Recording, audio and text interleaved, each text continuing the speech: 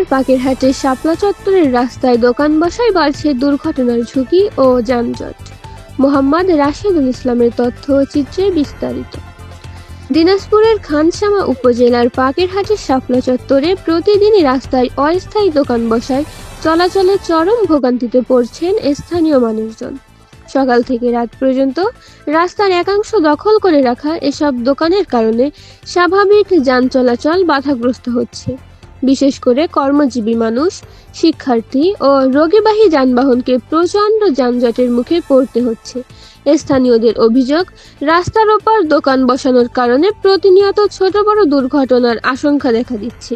বেশ কয়েকবার মোটরসাইকেল ও অটোরিকশার দুর্ঘটনা ঘটলেও এখনো স্থায়ী কোনো ব্যবস্থা নেওয়া হয় নাই। পাকেরহাটের কয়েকজন পথচারী জানান, সন্ধ্যার অবরুদ্ধ হয়ে পড়ে ফুটপাত না থাকায় মানুষকে বাধ্য হয়ে গাড়ির ওপাশ দিয়ে চলাচল করতে হয়, যা অত্যন্ত ঝুঁকিপূর্ণ। স্থানীয় সচেতন মহল শাপলা চত্বরে নিয়মিত নজরদারি বাড়ানো এবং রাস্তায় দোকান স্থাপন বন্ধের দাবি জানিয়ে তারা বলেন, দ্রুত প্রশাসনের উদ্যোগ না এলে বড় দুর্ঘটনা ঘটতে পারে। সারা দেশের আপডেট খবর পেতে উত্তরের নিউজের সাথেই থাকুন।